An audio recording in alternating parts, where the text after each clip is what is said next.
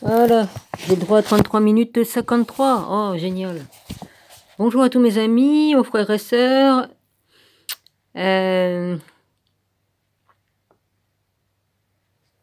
Mon rabbi, je te bénis, ainsi que les frères et sœurs. Voilà, les amis. Et puis au nouveau abonné qui s'est abonné après Dragonette, j'ai eu un nouveau abonné, je sais pas qui c'est. Et ça n'a pas été affiché, donc je sais pas qui s'est abonné. Mais bon, j'ai un abonné de plus. Oui. Il y en a un qui s'était tiré il y a quelques semaines. Et ben, comme ça, du coup, maintenant, j'en ai gagné 2. Voilà. Comme dit l'autre, petit à petit, l'oiseau fait son nid. Ouais. Faites pas attention, je me suis blessée. C'est pas grave. J'ai rien du tout. Ben, hop, et ça me fait chier d'avoir les lunettes parce que je vois, ils sont pas faites pour lire. Hein. Ils sont pas faites pour lire et... Si, normalement, il y a un double foyer, il y a un double truc, on peut lire à partir du bas, là, mais ça m'énerve, faut baisser les yeux et j'aime pas. J'ai jamais aimé, puis je me suis jamais faite à ces foutues lunettes. Voilà, ça m'emmerde, ce truc. Plus qu'autre chose. Ben, excusez-moi, mais bon, voilà. Hein. Alors, j'étais arrêté à l'unique document original en notre possession est une pure aberration. Bon, voilà. Après, c'est marqué, en effectuant une analyse de toute la littérature sumérienne et assyrienne scientifique, on découvre un autre élément, un texte iranien retrouvé par David Win, je dis pas le nom de famille, qui mentionne le principe des passages de la Lune par les portes et dont l'ancienneté remonte à presque 1000 ans avant Jésus-Christ. Voilà, j'étais arrêté ici. Donc la période se rétrécit entre moins 3000 et moins 1000. Voilà, j'étais arrêté ici, ça avait coupé. Autre élément, le support, l'histoire de l'écriture montre bien qu'au début, les textes étaient courts, dépendant directement du temps nécessaire pour les graver dans la pierre. Bah oui, ça demandait un certain temps avant de graver dans la pierre. Ensuite, la tablette d'argile séchée dans un four a apporté au scribe un peu plus d'aisance.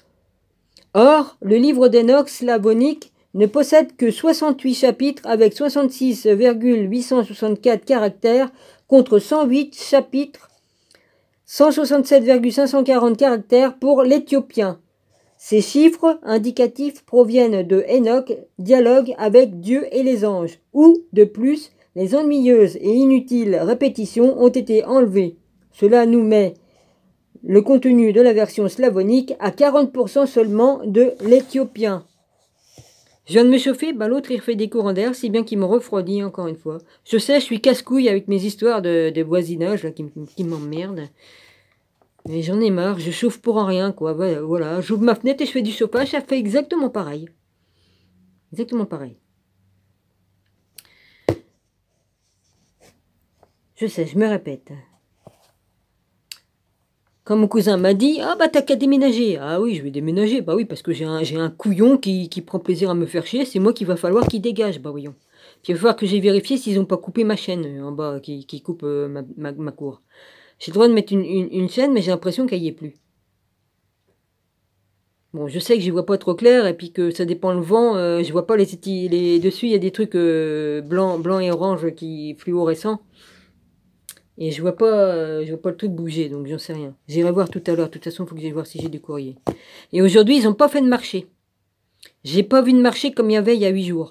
Il y avait 2-3 trucs au fond là-bas, mais des fois, ils acceptent que 2-3 étalages. C'est ridicule. C'est ridicule. C'est en plein air. Hein. C'est pas comme si tu étais enfermé comme des... Hein, là, il y a les gens qui vont dans les petits magasins. À l'heure où j'y allais, ben il y a tout le monde qui y va. Hein. Après, ça grouille. Alors qu'à l'heure que j'y allais, vers 17h, 17h30, ça dépend. Il y avait presque pas de monde. J'y allais, c'était cool. Maintenant, si j'y vais, c'est bombé. C'est bondé de monde, pardon. Voilà. Je reprends ma lecture, excusez-moi. Cela nous met le contenu de la version slavonique à 40% seulement de l'éthiopien. De l'éthiopienne, pardon.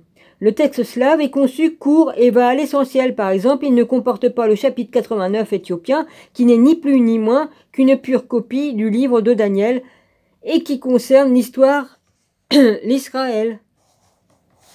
Alors, là en bas, c'est marqué 33 History. Ouais, Summer, nanani, nanana, Philadelphia.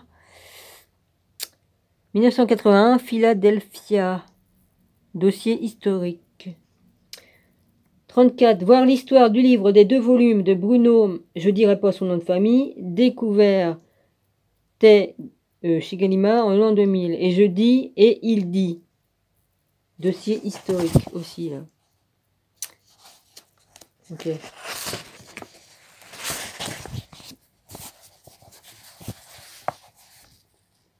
Or, on l'a vu, Emer Duransky, Duransky, prince de Sipar, n'a pas pu écrire ces lignes pour la simple raison qu'Israël n'existait pas à son époque. Bon, ça c'est clair.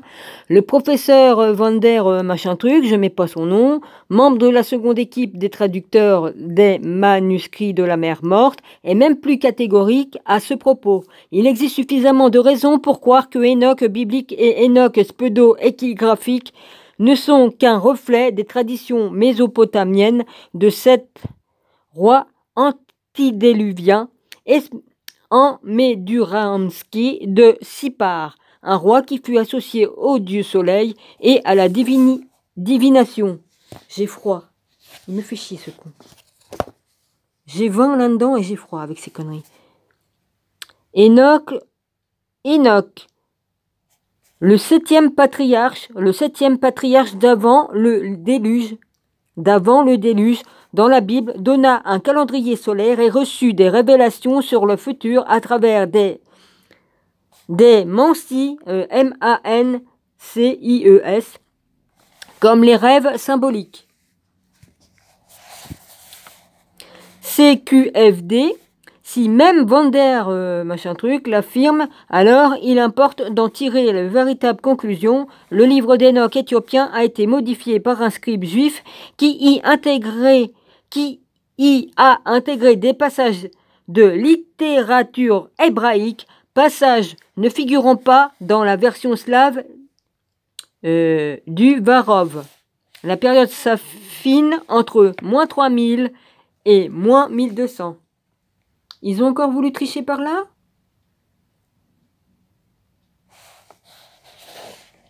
Il ne s'agit pas là d'une nouveauté. Les tablettes cunéiformes sumériennes relatant l'histoire d'Adam et Ève se retrouveront presque 1000 ans plus tard dans le livre, il y a 3 points, livre de la Genèse qui ouvre la Bible. Idem pour l'arche de Noé, une copie mot à mot d'un texte antérieur sumérien, l'histoire de Zudra, qui a mis toutes ses affaires dans un bateau pour échapper au déluge. Il suffit de consulter les innombrables ouvrages d'éminents universitaires disponibles sur le sujet, comme par exemple Babylonian Génésie. Alors, 36, Enoch à Manfort, Hall, Génération, Verderkam, merde, je l'ai dit, University, sera abordé plus en détail dans un chapitre suivant. D'Alexandre, alors après c'était Babylonian, Génésie, d'Alexander, bon je dis pas le nom de famille, publié par l'Université of Chicago pour s'en faire une très bonne idée. Or, les premiers chapitres de la Genèse de 1 à 9 sont le mélange de 3 textes sumériens. L'époque de la création, la plus ancienne copie date de moins 2000 avant Jésus-Christ. Le livre de Gilgamesh, la plus ancienne copie date de moins 1800. Et le livre d'Enoch, la plus ancienne copie date de moins 300. Faut pas oublier que ça allait pas 1900, 2000. Eux, c'était par exemple, tu pars de 3000, après tu te retrouves en 2000, et après tu te retrouves en 1500, puis ainsi de suite. Voilà, hein, ça allait comme ça en décadent. Ok. Par recoupement, une nouvelle date butoir avec un gain de 6 siècles seulement serait donc plus logique. Entre moins 3000 et moins 1800. Cela revient à tracer une livre écrit entre l'an 800 après Jésus-Christ et aujourd'hui. Et là s'arrête la chronologie reposant sur des documents disponibles actuellement.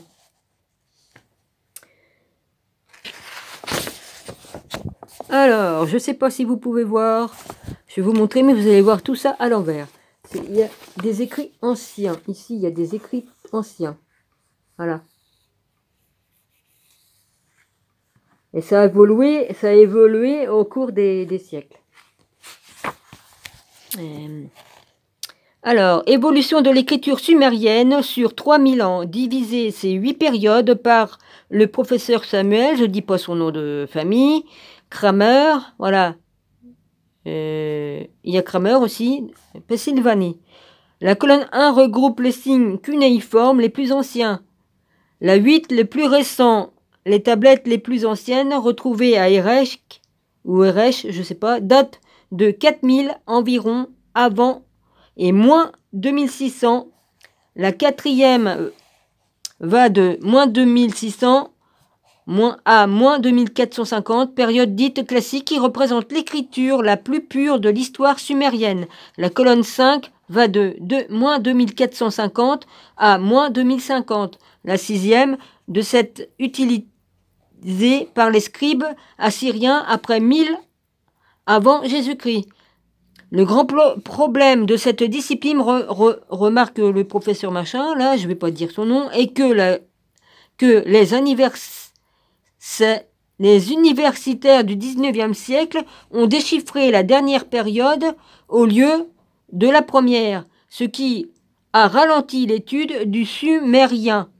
In Sumérian, mythologie, Samuel, voilà, universitaire de Pennsylvanie, presse, et ça date de 1961. Eh ben, c'est bien plus vieux que moi, hein. Ouais, bah, un an de plus, quoi. Ça dépend à quelle date aussi, hein, ça dépend. Alors, chapitre 5, j'en suis à 12 minutes et 33, j'ai le droit à 33,53. Ok. Alors, 5, le déluge du prophète disparu. Le prophète disparu, je pense que c'est... merde. C'est Enoch. Excusez-moi. Il a été emporté au ciel. Je pense que c'est ça. Bon. Ces deux dates nous laissent quand même une période béante de 1200 ans. On se doute bien où ce qui sont passés ces 1200 ans. C'est quand même pas une année là. Hein. Alors procédons autrement et intéressons-nous au déluge. Ne l'oublions pas. 1. Dans son livre, Enoch prévient qu'une grande catastrophe va arriver et 2. Et Menduranki a bien été un prince de Sipar devant le déluge. D'avant le déluge. Pendant très longtemps, ce sujet n'a intéressé que les assyriologues, puis en 1998, une découverte scientifique mêlant géologie et biologie marine allait changer la donne et modifier à jamais la perception de ce récit biblique par le grand public, et plus particulièrement celui de Noé, qui a des liens familiaux avec Enoch. Bah oui, Enoch, c'était son grand-père.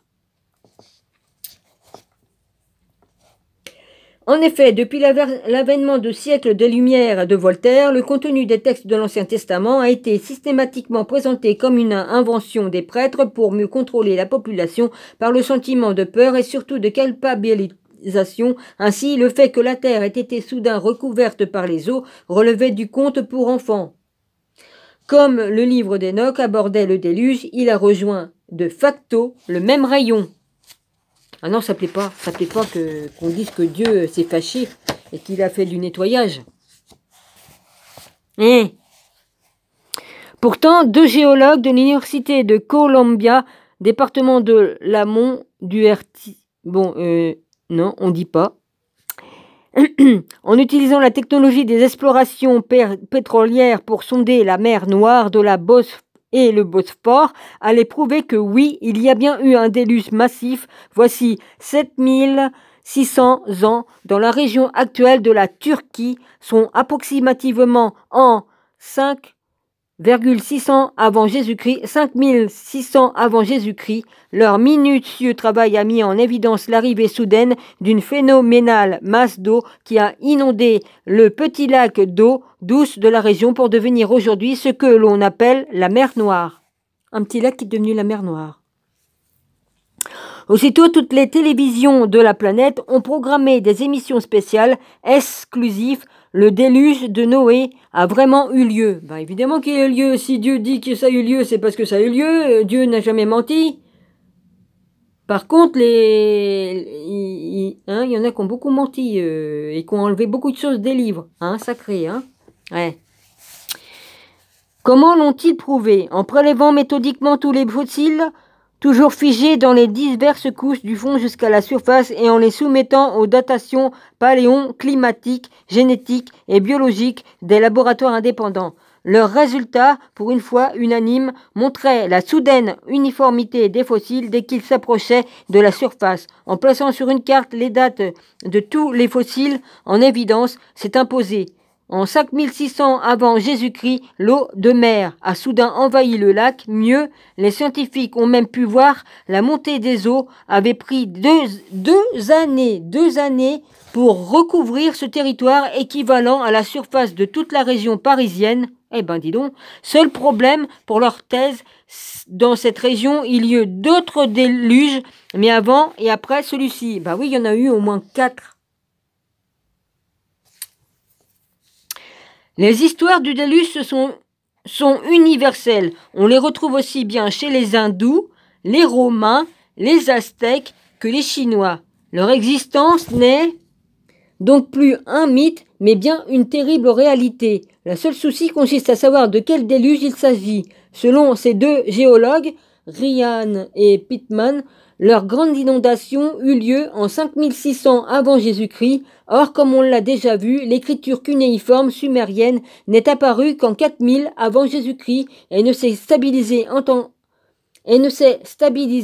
entendez-la, qu'elle a donné ses premiers récits littéraires qu'approximativement vers 3200 avant Jésus-Christ, mais la première tablette parlant d'un terrible déluge ne date que de 2900 avant Jésus-Christ, donc ça ne colle pas. De plus, celle des 3 Sumériens qui parlent d'Enmerundansky, le 7e, disent qu'il aurait vécu entre 2116 et 1751 avant le déluge. Mais lequel?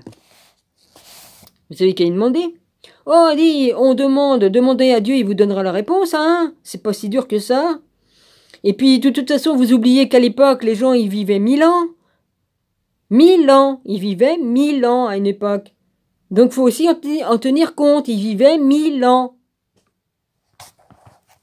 Faut tenir compte de ça. C'est pas comme maintenant, Bon, ça a changé, évidemment. Manu survit du déluge grâce à un poisson. Vishnu,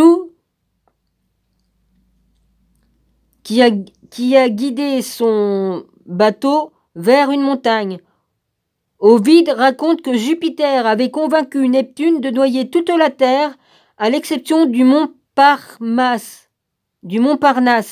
La Terre a été repeuplée ensuite par un couple qui avait survécu dans un bateau. Une seule couple parvient à survivre et réussit à repeupler le pays. Gong Gong a lancé le déluge sur ordre des dieux. Il a duré 22 ans.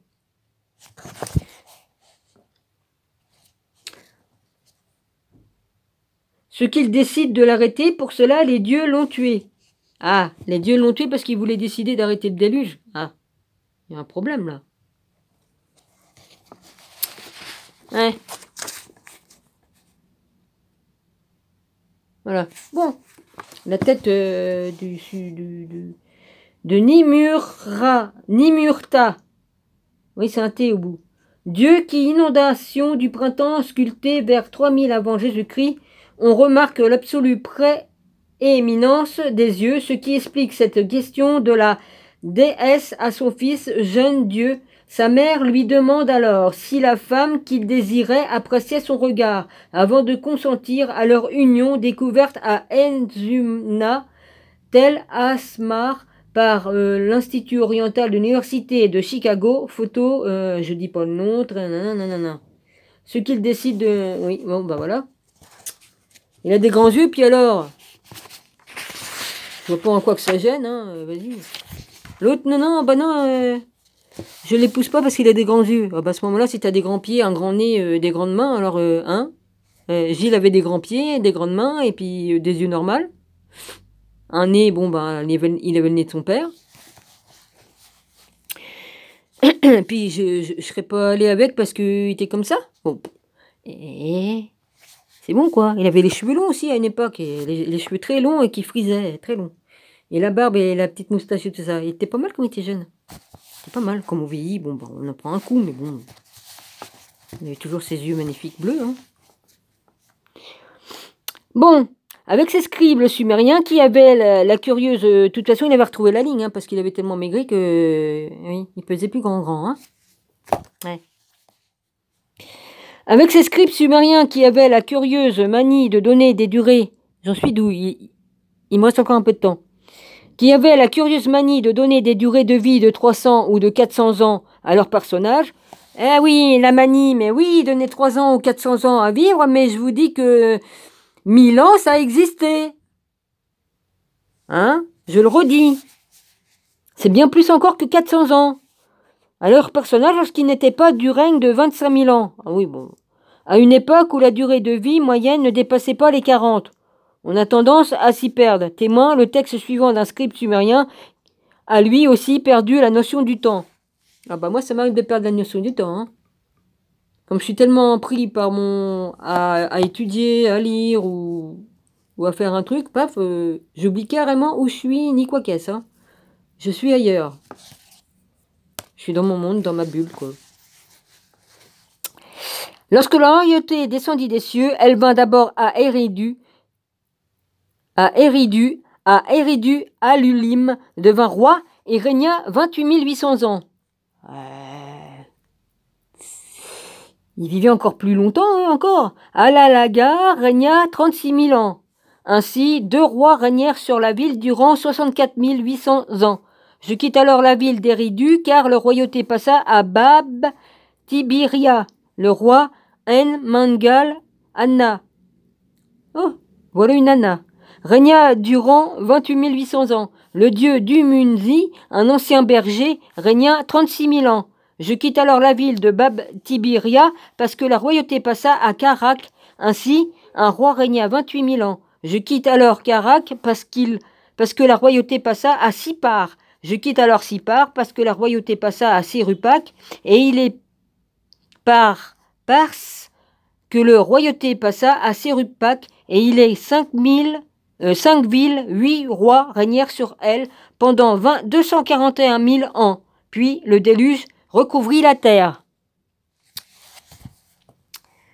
Car en plus du déluge de Ryan, R-Y-A-N, et de Pitman, alors P-I-T-M-A-N, qui a transformé le Bosphore et déplacé les rivages de la Méditerranée, les géologues ont aujourd'hui identifié d'autres inondations massives similaires, une première plus ancienne qui eut lieu vers 9000 avant Jésus-Christ, une vers moins 56 000, une autre vers moins 3 000 et une dernière vers 2100 avant Jésus-Christ. Cataclysmes tout aussi phénoménaux, confirmés entre autres par d'innombrables relevés de sédiments, cela nous donne donc la chronologie des déluges ou inondations massives. 9000 avant Jésus-Christ, 56 000 avant Jésus-Christ, 3000 avant Jésus-Christ, 21 000 avant Jésus-Christ. Ou alors on met 9000, 5600, parce que je sais pas, 5, 6, 0, 0, ça fait 5600 ou 56 000 ou 5600. Merde, je sais même plus moi, vas-y. Bon bah Dominique retourne à l'école, hein. Ouais, à l'école je me faisais chier tellement que je savais déjà tout d'avance. Mais vas-y. Évidemment j'avais tout étudié avant. Vas-y. Enfin avant. À l'école j'ai appris jusqu'à l'âge de 9 ans, mais après à 10 ans j'ai appris toute seule le reste. Puis ma sœur m'avait appris, hein. Ma sœur, elle était mon aînée, donc elle m'avait appris à compter et tout ça. Avant que j'aille à l'école, elle m'avait appris. Alors, sachant à nouveau que l'écriture sumérienne est apparue dans sa forme archaïque vers 4000 avant Jésus-Christ et qu'elle ne s'est stabilisée que vers moins 3200 avant la pictogramme transformée en phonème, le déluge de moins 3000 s'impose de lui-même pour Enoch. Ensuite, les premières tablettes qui font directement référence au déluge pointent aussi sur la même période, de 1900 avant Jésus-Christ. Mais voici un autre élément bien plus important. Il s'agit d'une tablette abîmée en maints endroits qui raconte comment Anu, Enki, Enni et Ninurta sur Sag, les divinités qui ont créé les hommes, les animaux, la végétation et les 5 cités primordiales ont décidé de rayer les hommes de la surface de la terre. Hélas, on ne sait pas pourquoi, car à cet endroit, la tablette est endommagée. Ah, c'est bien dommage. Toujours est-il qu'ils ont entrepris de noyer la terre en déclenchant le déluge. Le récit reprend et précise que l'un des dieux pris de remords l'informa personnellement le roi de Djutsudra de l'imminence du cataclysme et lui ordonna de construire un bateau pour y échapper. Vous connaissez la suite, il navigua pendant une semaine tandis que tout se meurt, grande comme la Belgique actuelle, était recouverte par les eaux. Puis la pluie cessa, le soleil réapparut et Xunzundra, sauvé, fit aussitôt une offrande aux dieux et à la déesse qui, en échange, lui donnèrent la vie éternelle. Ils ont tenu parole, même en 205, on parle encore de lui. Ce qui, pour ce roi obscur qui remonte, c'est le cas de dire à Mathusalem, est un pur exploit. D'ailleurs, on va le retrouver chez les Babyloniens sous la figure d'Atrahasis et d'Atunapishtim, et chez les Hébreux sous la figure de Noé. Voir à son sujet le premier chapitre de biographie de l'archange Gabriel intitulé Le jardin d'enfants de Gabriel. Enridu Bad, Tibira, Larak, Sipar, la ville d'Enoch et Shuruppak. Je l'ai lu, le jardin d'enfants. Non, là, ah oui, dans le... J'ai lu la biographie de l'archange Gabriel, je l'ai lu.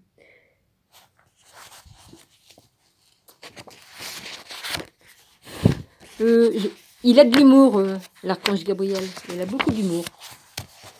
Je dois vous le dire. Alors là, on voit on voit les écrits en tablette. Là, ici, les tablettes. Il me reste encore... Oh, mais j'ai encore un peu de temps. Alors, le célèbre tablette sumérienne à Nippur qui mentionne le déluge tel que publié pour la première fois en 1914 par le professeur Arnaud, je dis pas le nom de famille. La partie encadrée décrit le déluge qui a duré 7 jours et 7 nuits. Tiens, 7-7. Mon rabbi, hein? Sachant que le premier texte biblique hébreu remonte à environ 800 ans avant Jésus-Christ, cela nous donne donc un écart de 2100 ans entre le texte sumérien original et le texte hébreu tel que l'on connaît aujourd'hui. Ainsi, en plus de la formule Esmeruldanki égale Enoch, nous avons Djudzudra égale Noé, le petit-fils de Enoch.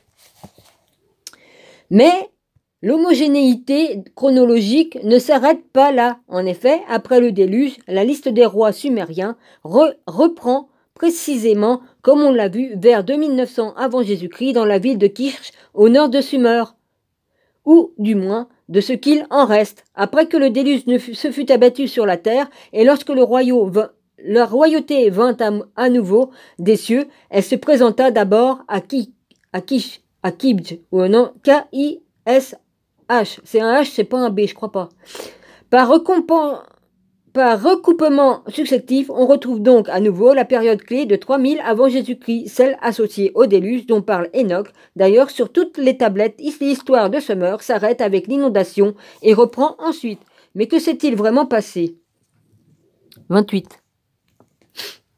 Mais que s'est-il vraiment passé? Les sumérologues disent que le pays qui a existé de 4500 à 2000 avant Jésus-Christ a connu 2 interruptions majeures, interruptions parfaitement visibles dans leur écriture, leur morale et bien sûr leur histoire. La première fracture a eu lieu entre moins 3100 et moins 3000, période que les textes sumériens décrivent comme un passage du paradis à une société agricole au dur labeur.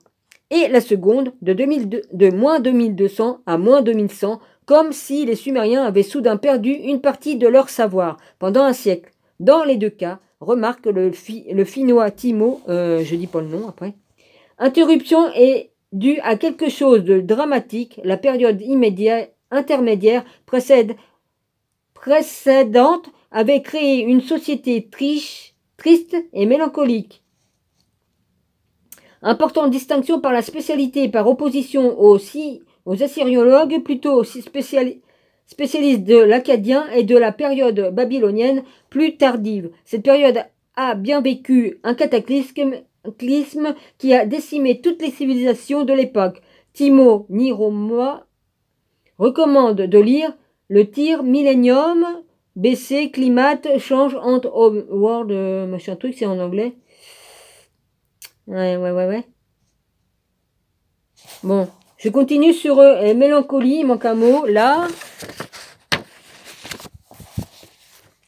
la troisième dynastie dure était vieille et fatiguée. Sans perspective, elle avait perdu de sa vitalité et de son énergie. Cette même époque, de 3000 à 2200 avant Jésus-Christ, couvrait aussi la renaissance de l'Égypte du début de sa période dynastique jusqu'à sa première période intermédiaire.